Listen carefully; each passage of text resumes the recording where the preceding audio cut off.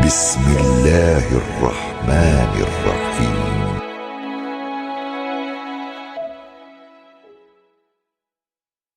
Saya ingin mengingatkan diri saya dan teman-teman sekalian statement yang menarik dari Ibnu Qayyim rahimahullah. Ibnu Qayyim pernah mengatakan, saya selalu senang dan tenang.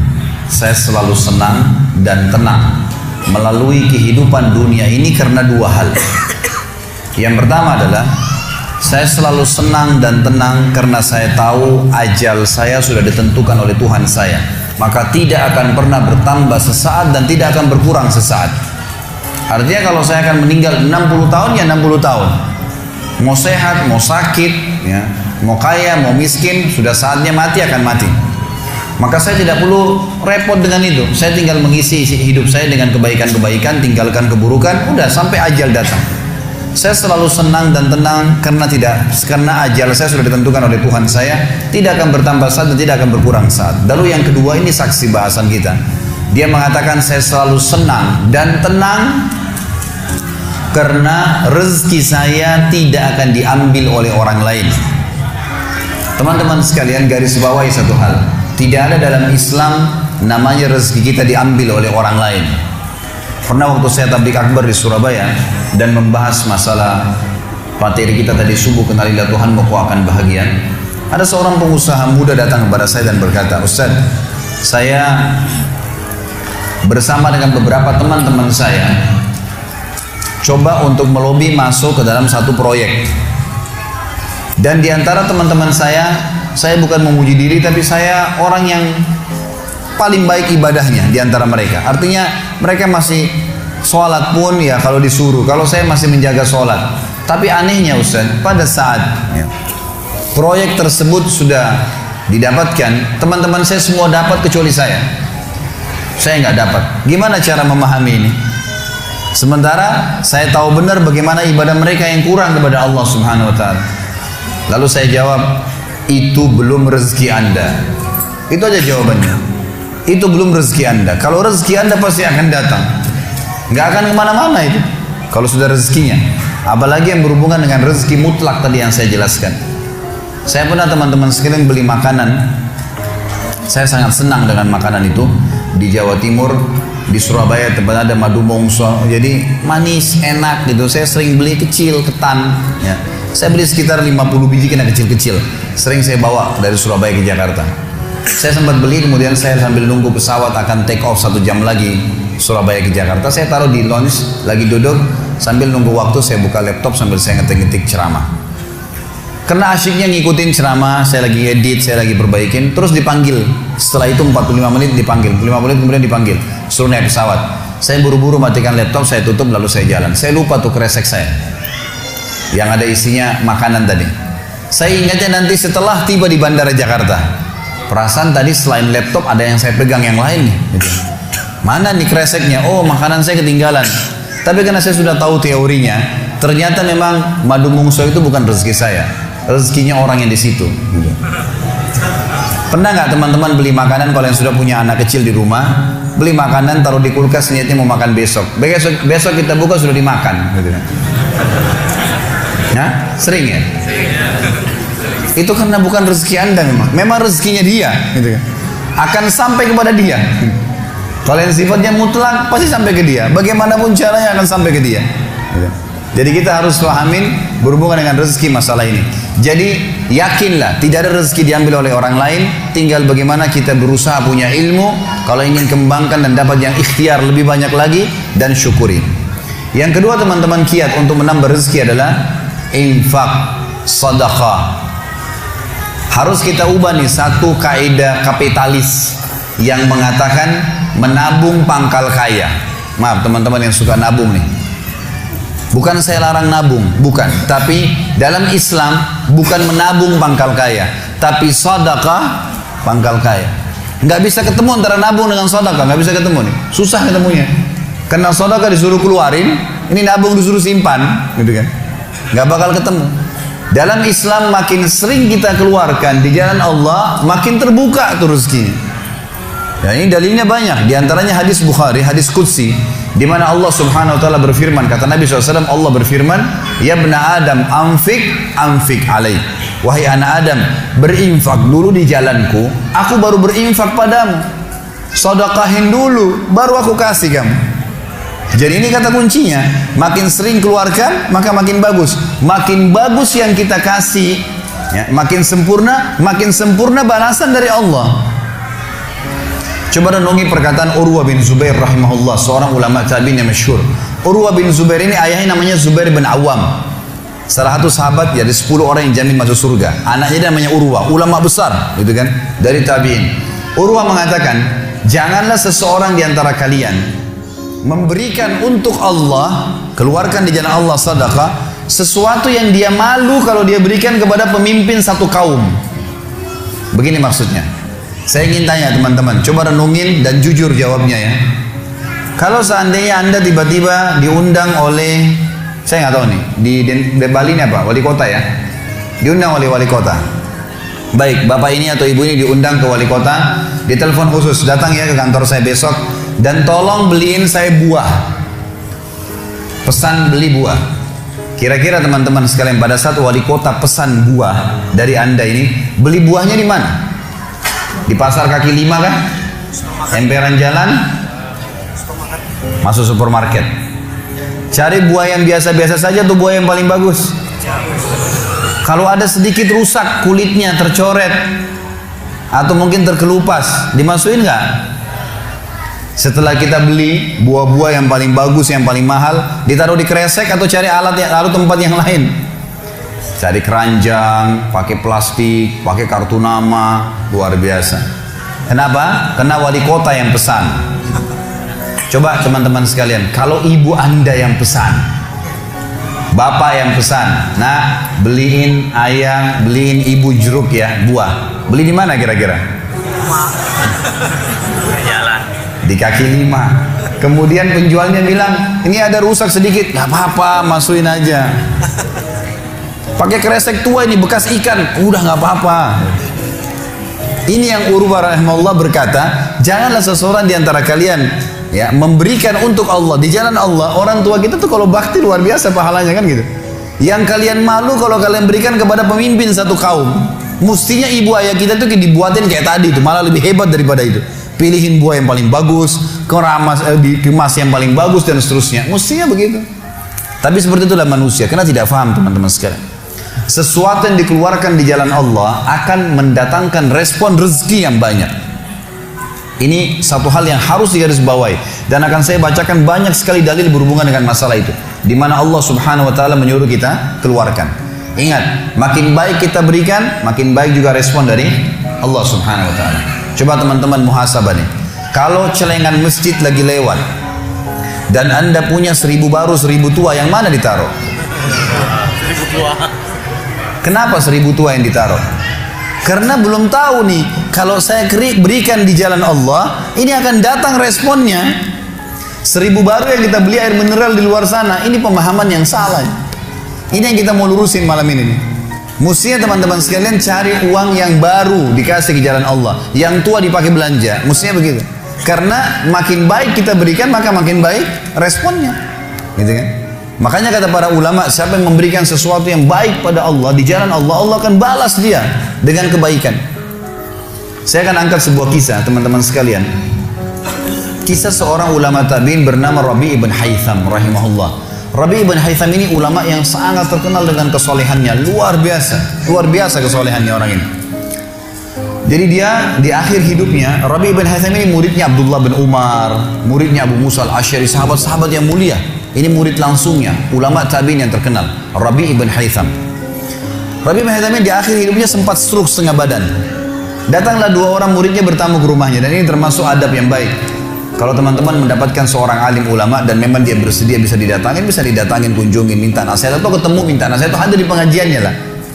Mereka datang mengatakan, begitu masuk, kebetulan stroke setengah badan, bagian kiri tubuhnya stroke ini. Ada 4 kejadian di rumahnya pada saat itu.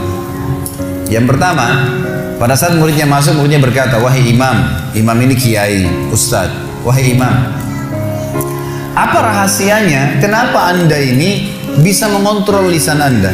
Tidak seperti ulama-ulama yang lain.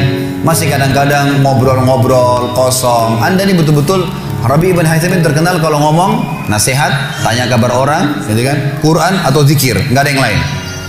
Ini itu saja 4 tuh dari lisannya, nggak ada yang lain, luar biasa. Kalau bukan nasihat orang, tanya kabarnya orang lain, gitu kan, apa kebutuhan mereka, kemudian berzikir atau baca Quran. Ini masuk dalamnya zikir adalah doa. Maka dikatakan apa sih, murid-muridnya bilang apa rahasianya Anda melakukan seperti ini? Dan ini saya sempat angkat di khutbah Jumat kita kemarin potongan kisah ini. Maka Rabi ibn Haytham mengatakan, wahai murid-muridku, apakah kalian sampai sekarang masih ragu ada Tuhan namanya Allah, dan kalian masih ragu di pundak kanan dan kiri kalian Allah telah letakkan malaikat yang akan mencatat amal baik dan amal buruk kalian, dan pasti demi Allah akan dibacakan dan dihisapkan untuk kalian di sana di akhirat nanti? Artinya saya bisa mengontrol lisan saya karena saya tahu Tuhan saya selalu melihat, dan ada malaikat yang mengawasi, tidak pernah tidur nih 24 jam terus mengawasi, baik dicatat buruk dicatat. Lalu kemudian muridnya mengatakan, baiklah kalau gitu, dapat ilmu. Kejadian pada saat itu teman-teman sekalian yang lain adalah, yang kedua, baru mau ngobrol sama murid-muridnya, tiba-tiba anaknya Rabi bin Haytham keluar dari dapur, masuk ke ruang tamu pamit. Anak laki-lakinya lalu berkata, wahai ayahku, semoga Allah senantiasa menjaga Anda. Ibu saya membuatkan untuk Anda makanan namanya halwa pada zaman itu. Halwa ini Bapak Ibu sekalian makanan yang mahal. Bahannya susah, bahannya mahal, buatnya susah, lama diadon berjam-jam baru jadi. Dan ini dimakan oleh pejabat-pejabat gitu. Rabi bin Haytham rahimahullah ini punya ciri khas. Mereka tidak pernah rewel. Di rumahnya dihidangkan makan apa sama istri, dimakan sama dia. Baik sekali orangnya. Udahlah, dunia dilaluin sama dia begitu saja. Maka anaknya datang dan mengatakan, wahai ayahku, ibuku membuatkan untuk Anda halwa, makanan yang mahal bahannya dan juga susah buatnya. Tapi anaknya bilang, ibu saya buat halwa buat Anda. Ibu saya berharap Anda memakannya. Anda memakannya. Gitu. Lalu kata Rabi bin Haytham, baiklah, keluarkan aja. Dikeluarkanlah makanan tersebut. Lalu halwa ini dipotong-potong karena kue yang bagus dan cukup besar, di nampan besar dipotong-potong. Baru saja Rabi bin Haytham mau memegang dengan tangan kanannya, karena sebelah kirinya sakit, diambil sebelah kanan, kemudian dia kasih isyarat murid-muridnya untuk ambil juga. Baru mereka mau pegang, tiba-tiba pintu rumahnya ada yang ketuk, diketuk. Dia kasih isyarat anaknya, suruh buka pintu itu. Dibuka pintu itu. Anaknya pergi sana. Waktu dibuka teman-teman sekalian, ini ternyata yang ketuk pintu bukan orang biasa, orang yang luar biasa, orang gila, gitu kan. Jadi bukan orang yang peminta-minta biasa, orang yang luar biasa, orang yang selalu anggap ini udah deh, nggak usah dilayanin, nggak usah diajak ngomong, nggak usah diperhatikan, gitu kan. Orang gila ini ketuk pintu dengan pakaiannya yang lusuh, tidak pakai alas kaki, rambutnya berantakan, kasih isyarat minta makan. Rabi ibn Haytham rahimahullah tunjuk anaknya, suruh datang, angkat nih halwa, kasih orang gila itu. Halwa nih, makanan yang mewah, kasih orang gila itu. Dibawa sama anaknya. Anaknya ini, Rabi ibn Haytham waktu bawa piring itu, niatnya ingin memberikan ke orang gila 1 potong, gitu kan. Begitu tiba depan pintu, orang gila lihat makanan enak, walaupun gila tahu juga nih makanan enak, gitu kan. Diambil sama dia piringnya. Diambil, dimakan semua. Dalam kisahnya dikatakan sampai air liurnya jatuh di situ, dihabisin sama dia. Sudah habis teman-teman sekalian, apa yang terjadi? Orang gila nggak ngerti, dia nggak terima kasih, nggak apa, piringnya dilempar pergi. Anaknya Rabi ibn Haytham ini tahu nilainya makanan yang ibunya buat tadi. Diambil piring itu, ditutup pintunya, lalu dia kembali lagi. Kemudian dia bilang sama ayahnya, wahai ayahku, semoga Allah senantiasa menjaga Anda. Sebelum saya lanjutkan kisah teman-teman sekalian, saya sarankan juga bahwa teman-teman di sini yang sudah punya anak, biasakan selalu menggunakan doa antara suami istri dengan anak. Itu penting sekali. Karena kata Nabi SAW, jangan ucapkan kata-kata doa yang bisa berbau doa buruk buat kalian, diri kalian, keluarga kalian, dan harta kalian. Karena bisa saja malaikat lewat dan mengaminkannya. Ya. Kita harus selalu doa yang baik, gitu kan. Jadi Rabi bin Haytham membiasakan anaknya untuk dilatih berdoa yang baik. Jadi selalu kalau mau minta tolong, nah semoga Allah menjagamu, ambilkan ayah ini. Nah semoga begini, semoga Allah menjagamu, semoga Allah berikan kau rezeki, ambilkan ayah seperti ini. Jadi selalu diikuti dengan doa. Anaknya pun terbiasa mendoakan ayahnya. Dalam kondisi anaknya jengkel karena perilaku si orang gila tadi, dia kembali dan masih sempat mengatakan, ayah semoga Allah menjaga Anda. Tadi itu ayah yang minta-minta orang gila. Dia tidak mengerti nilainya makanan yang kita kasih. Kalau tadi Anda suruh saya ke dapur, ngambil apa saja, roti lah, apalah, dia makan juga. Kenapa harus halwa yang ibu saya setengah mati buat, biayanya mahal, buatnya lama, gitu kan? Jadi anaknya butuh jawaban nih. Perhatikan apa jawabannya orang beriman kepada Allah dan tahu benar kata kunci bertambahnya rezeki justru dengan sedekah itu.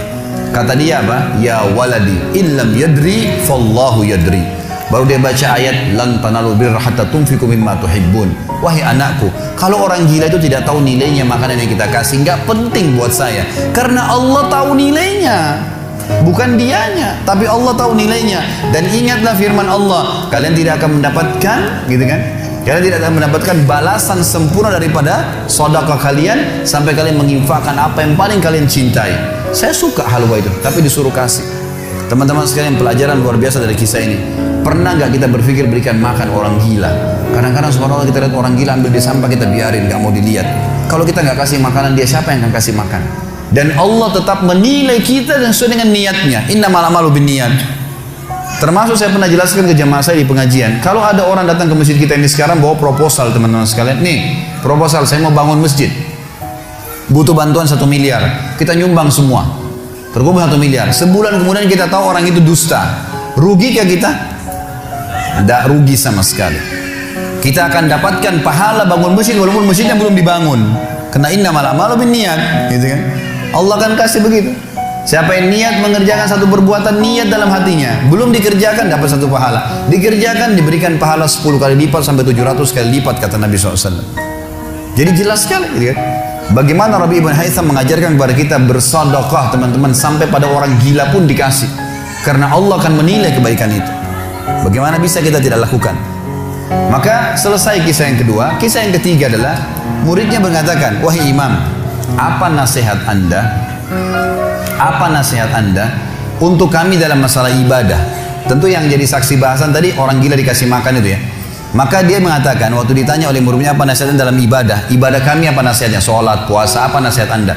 Maka beliau mengatakan, alaikum bil asrar, rahasiakan amal soleh kalian, jangan ceritakan sama siapapun.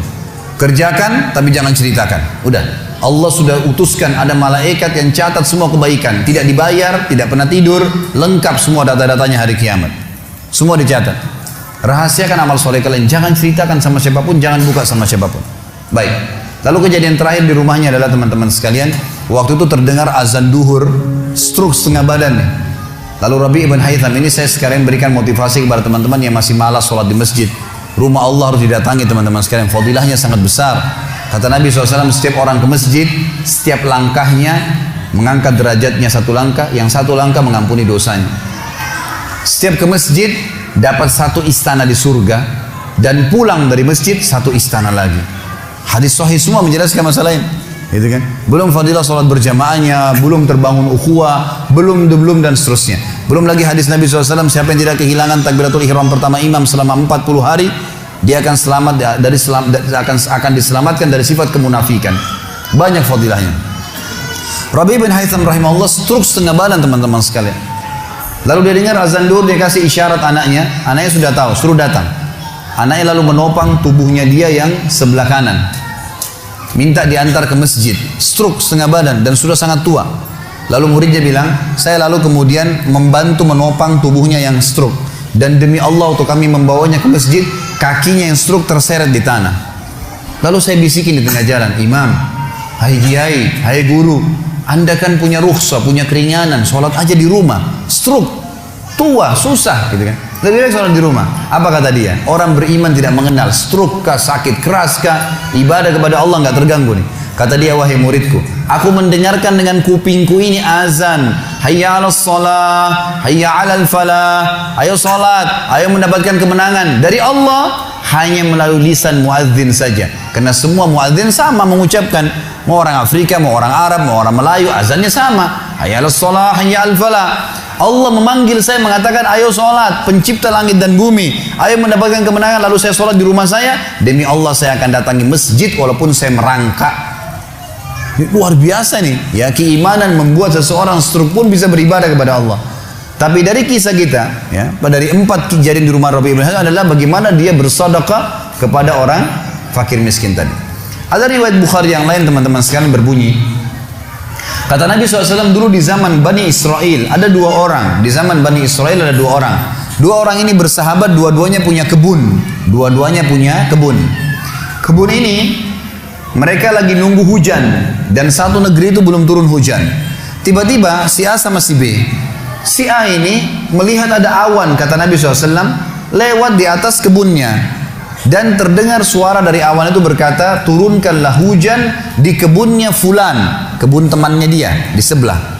Maka dia bilang, kata Nabi SAW, orang ini pun mengikuti awan tersebut. Ternyata betul, awan itu menggumpul semuanya di atas kebun temannya, hujan. Tapi cuma kebun temannya, yang lain gak kena hujan. Maka Nabi SAW mengatakan, dia pun bertanya pada temannya, apa yang kamu lakukan dengan kebunmu? Sampai di musim panas seperti ini pun Allah masih menurunkan hujan untuk kebunmu saja. Apa yang dia bilang? Dia bilang, saya membagi keuntungan dari usaha saya ini menjadi 3. Keuntungannya bukan modal. Sepertiganya saya infakkan di jalan Allah, langsung saya keluarkan. Sepertiganya lagi saya tambahkan ke modal. Sepertiganya lagi saya gunakan untuk keperluan keluarga saya. Jadi ternyata teman-teman sekalian, sedekah itu betul-betul sangat luar biasa. Membuka pintu rezeki. Jadi makin dikeluarkan, makin royal, makin datang.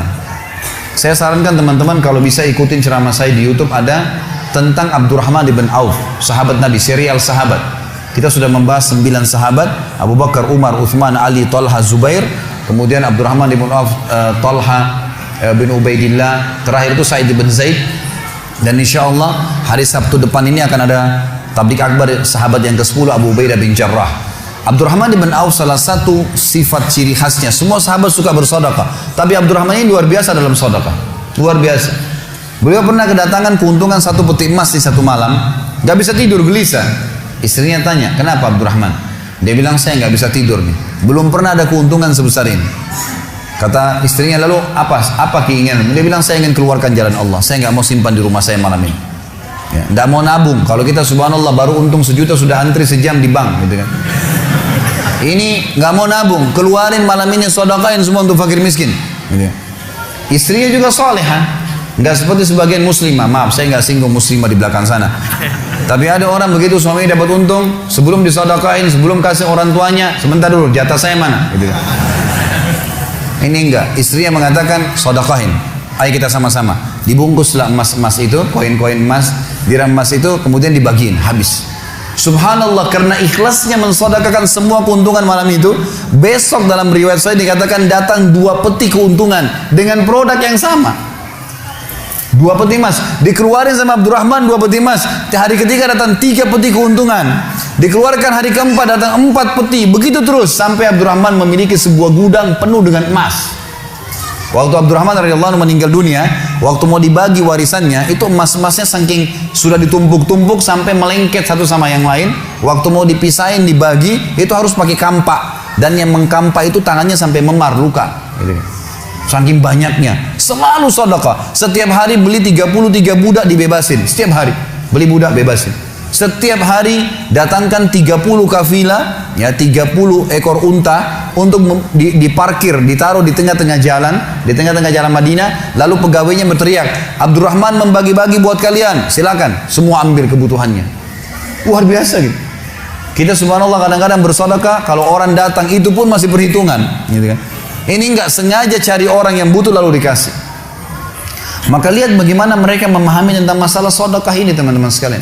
Dalam hadisnya dikatakan shadaqatu tudfi'u ghadabur rahman. Sedekah itu bisa meredam murkanya Allah. Keluarin, jangan ragu dengan masalah sedekah itu. Karena itu kata kunci datangnya rezeki. Mari kita dengarkan ayatnya. Yang pertama adalah surah Al-Baqarah, surah nomor 2 ayat 254. Allah Subhanahu wa taala berfirman, Al-Baqarah 254, A'udzu billahi minasyaitonir rajim, ya ayyuhalladzina amanu. Hai orang-orang yang telah beriman pada Allah, anfiku, keluarkan mimma razaqnakum, dari apa yang telah kami berikan untuk kalian rezeki, min qabli an ya'ti yaumun la bay'un fihi wala khullatun wala syafa'ah wal kafirun humudz zalimun. Sebelum datang hari nanti kalian menyesal, enggak ada lagi hari transaksi, enggak ada lagi kasih sayang, tidak ada lagi pertolongan hari kiamat. Teman-teman sekalian, maaf, kalau anda punya rezeki banyak di rekening, Masya Allah, bagus. Tapi usahakan selalu ada sedekahnya. Karena Kalau kita biarkan numpuk, kita cuma bangga di angka tulisan, di print bukunya, oh iya banyak ya, 2 miliar, 10 miliar. Kita cuma bangga dengan angka.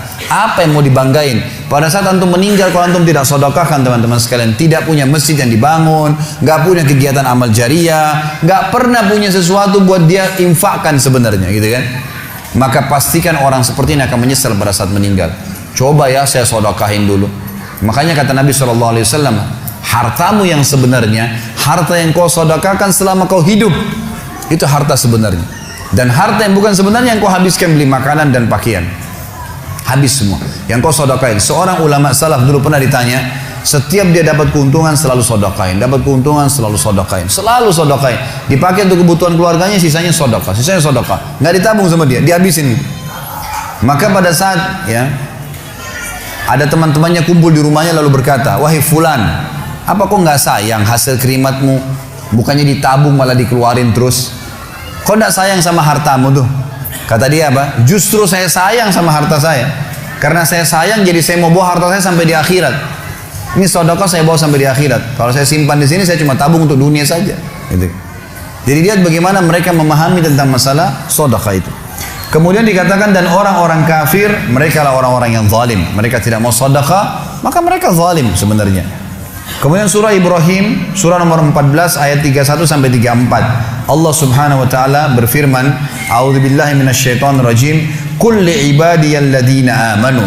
Katakanlah hai Muhammad kepada hamba-hamba saya yang telah mengaku beriman, yuqimus shalah, mereka mendirikan sholat, jaga sholat 5 waktu mereka, sholat-sholat sunnah mereka, wa yunfiku, dan mereka bersedekah, menginfakkan, mimma razaqnahum, dari apa yang kami menjadikan sebagai rezeki buat mereka, sirran wa alaniyah, baik sembunyi-sembunyi ataupun terang-terangan. Karena kadang-kadang kalau ada orang minta di pinggir jalan, kita nggak mungkin sembunyikan, tinggal mengontrol supaya tidak riya saja. Min qabli an yatiya yaumun la bay'un fihi wala khilal, sebelum datang hari tidak ada lagi transaksi, nggak bisa lagi kita keluarkan uang kita. Di akhirat nggak laku lagi rupiah, nggak laku lagi dolar, nggak laku lagi pound sterling, nggak ada lagi semua itu. Yang laku adalah yang sudah disedekahkan selama di dunia. Sebelum datang hari yang tidak ada transaksi dan tidak ada lagi persahabatan. Allahul ladzi khalaqas samawati wal ard, yang menyuruh kalian sholat tadi dan menginfakkan apa yang kalian telah diberikan adalah Allah yang telah menciptakan seluruh langit dan bumi. Wa anzala minas samai ma'a, dan telah menurunkan dari langit air. Fa akhraja bihi minas samarati rizqan lakum, lalu dengan air hujan itu dia tumbuhkan buah-buahan sehingga kalian bisa menjadikannya sebagai rezeki kalian, menutupi kebutuhan kalian. Wa sakhkhara lakumul fulka litajriya fil bahri bi amri, yang menyuruh kalian sholat dan berinfak itu adalah Tuhan Allah yang telah menundukkan lautan sehingga bahtera-bahtera kalian bisa meraung di atasnya. Wa sakhkhara lakumul anhar, juga yang telah menundukkan sungai-sungai buat kalian, bisa dilewatin atasnya, bisa diambil ikan-ikan dan seterusnya yang ada di dalam lautan dan sungai itu. Wa sakhkhara lakumus syamsa wal qamara daibain, dan juga yang menyuruh kalian sholat dan menginfakkan harta kalian adalah yang telah membuat, yang menundukkan matahari dan bulan yang rutin terus menerus setiap pagi dan malam silih berganti untuk memenuhi kebutuhan kalian. Wa sakhkhara lakumul laila wan nahar, dan menundukkan juga buat kalian malam untuk istirahat dan siang untuk bekerja. Wa atakum min kulli ma sa'altumu, dan juga dia akan memberikan semua apa yang kalian minta kepadanya. Wa in ta'uddu ni'matallahi la tuhsuha, kalau kalian ingin menghitung-hitung nikmat Allah maka kalian tidak akan mampu. Innal insana la zalumun kafar, sesungguhnya manusia itu zalim, kafar, kufur, gitu kan. Dikatakan dalam sebuah hadis, kata Nabi SAW, manusia itu kufur. Kalau dia dikasih, ya, kalau Allah tahan rezekinya, maka dia terus menerus berdoa, terus menerus mengeluh, dan pada saat Allah kasih dia pelit untuk tidak keluarkan. Bagaimana bisa dia menganggap punya? Siapa di antara anda yang menganggap apa yang dia miliki sekarang punya dia? Mungkin kita semua mengatakan, oh ini rumah saya, ini mobil saya, ini punya saya, ini baju saya.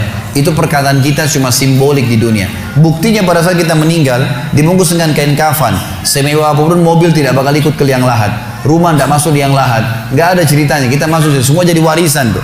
Itu buktinya, lahir tanpa pakaian, masuk kuburan juga dengan satu lembar pakaian. Gitu. berarti bukan milik kita.